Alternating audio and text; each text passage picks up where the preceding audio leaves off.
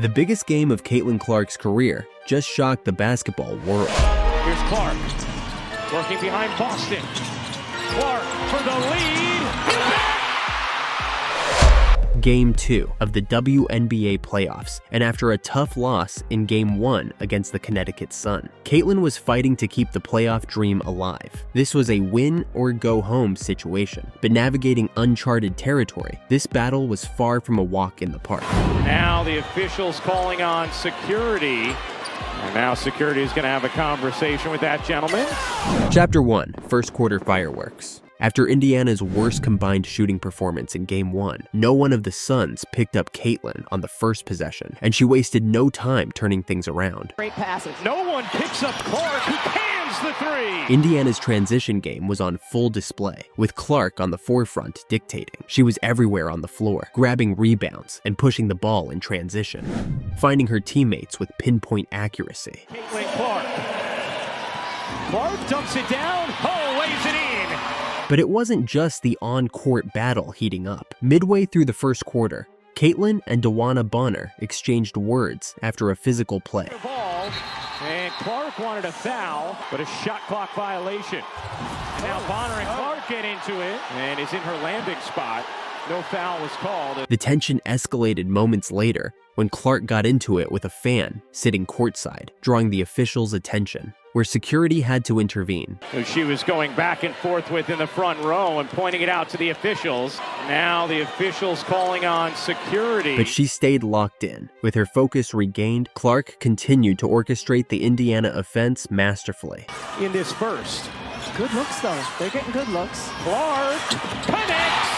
Despite Indiana's strong start, the Fever's momentum slowed as the Suns' defense began to settle in. And then here.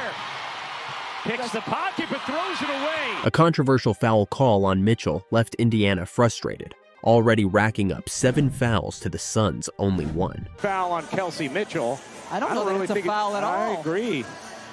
Meanwhile, Connecticut capitalized on the other end, bringing themselves right back into the game. He's good.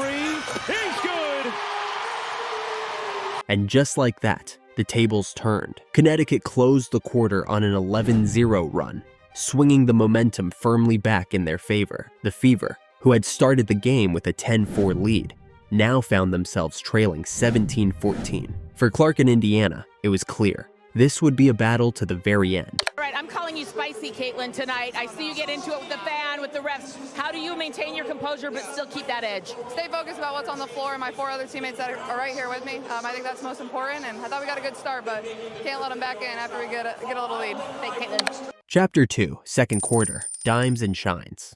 The second quarter didn't start the way Indiana hoped, with 2 starters still in foul trouble from the first and forced to sit out.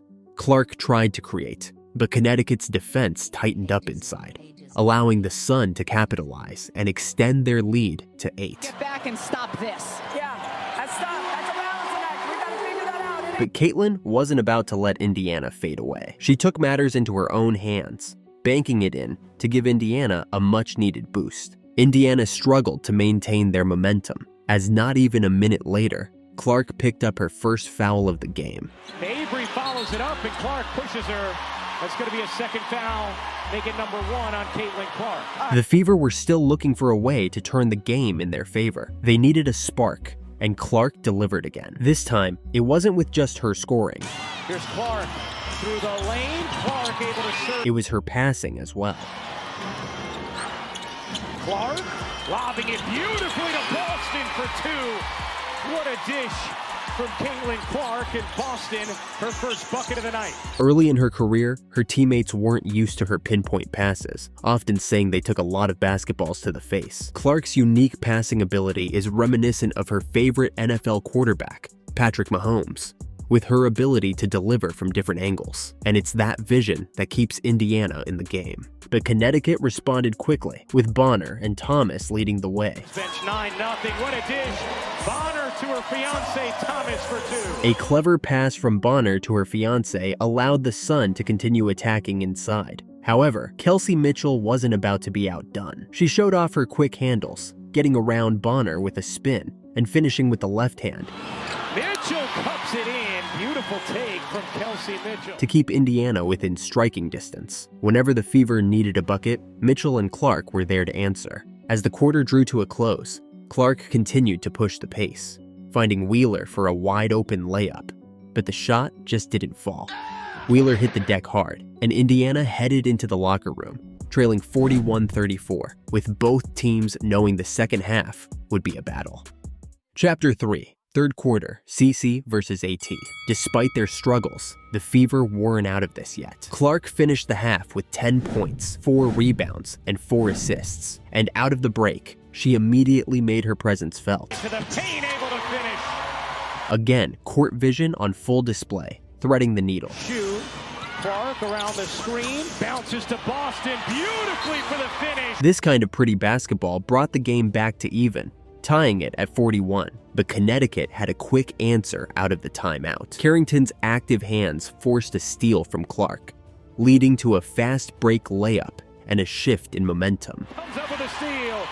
Carrington in for 2. And out of the timeout, a strong response from the Sun. Not on Clark's watch. She grabbed a quick rebound and charged down the lane for a smooth finish, bringing her total to 18 points. Kelsey Mitchell also came up big in the third, hitting a contested step-back 3 over Carrington to bring Indiana within 1. Step-back 3 is good with Carrington draped all over her. Clark continued to orchestrate the offense and letting nobody get in her way. Gets Burton on her hip, separates, and knocks down the midi. But Connecticut wasn't letting up. Burton guarded Clark 94 feet, bumping her all the way down the court. Clark, 94 feet. Clark? Clark looked to the officials for a call, but none came. The physicality was ramping up as the game wore on, but one thing was clear. The refs weren't helping, so Caitlin had to do it herself. Burton gets inside of Clark when Clark comes up with a rejection. As the third quarter came to a close, it was a battle of stars. Caitlin Clark was carrying Indiana on her back, breaking yet another record in the process, while Alyssa Thomas was doing the same for Connecticut. Get free to shoot, fading away. Alyssa Thomas, playoff T is here. With just 10 minutes left and the Sun leading 59-52, both teams were fighting for their playoff lives. They're giving me. If they want to sag off, then I'm going to pick them apart in a different way. Chapter 4, to be or not to be. The fourth quarter began with the Sun pushing hard, led by Alyssa Thomas, who powered through contact for a tough finish and let out a roar. Indiana's offense began to stall as Fagbinla found herself isolated, with no help and unable to get a clean look against Thomas. 5 to shoot. Bentley needs some help. Not getting any. Shot clock's about to expire. A lost possession for Indiana. But Indiana wasn't done yet. Caitlin Clark came up with a big steal and immediately got the ball ahead to Kelsey Mitchell. And to Mitchell, turns on the burners and serves it in. Just like that, Indiana cut the lead down to 5, forcing a Connecticut timeout. Caitlin was playing her heart out, hit a tough mid-range jumper with defenders all over her. She then followed it up by finding Fagbenle for a 3-pointer, bringing Indiana right back into the game. It was now 63-70 with 5 minutes left. Clark wasn't done. With just under 3 minutes to go, she worked off a Boston screen, created just enough space, and nailed a huge 3-pointer to tie the game at 73. Clark for the lead. Indiana has come all the way back. A 12-2 run. It was a battle now. Both teams were fighting for survival, and Connecticut responded instantly. Mabry looking to respond. She does! On the other end, Boston kept the play alive, finding Fagbenle for a crucial layup to tie the game at 73. Caitlin Clark, having made history today as the first rookie with 25 points, 5 rebounds, and 5 assists in a playoff game, was now facing the ultimate question. Would this be her final game of the season, or would she force a Game 3? Moments here in this game. She let Boston go to work inside, laying it in to put the Fever back on top. But the real dagger came from Dewana Bonner, who answered with a massive 3 to extend Connecticut's lead. Out of the timeout, Indiana couldn't capitalize. Mabry came up big once again, draining a wide-open 3 after a defensive miscommunication by Indiana. With 44.5 seconds remaining, Clark wanted to make one last push, but surrounded by defenders off the inbound, Hull passed the ball to Mitchell instead. Hull trying to get it in, finds Mitchell, deep 3, banks off, rebound Nelson Adoda. After playing the free throw game, it was 85-79 with 20 seconds left, and Caitlin had one last opportunity to keep Indiana's hopes alive. Just a quick screen for Caitlin Clark, see if she can get a 3 up. Clark trying to get it up across her body, back iron, no, out of bounds to Connecticut, and that should just about do it. In the end, it was Connecticut's veteran poise that carried them through, sending them to their 6th straight semifinals. Caitlin Clark's historic rookie run ended tonight, but there's no doubt this is just the beginning of her WNBA legacy.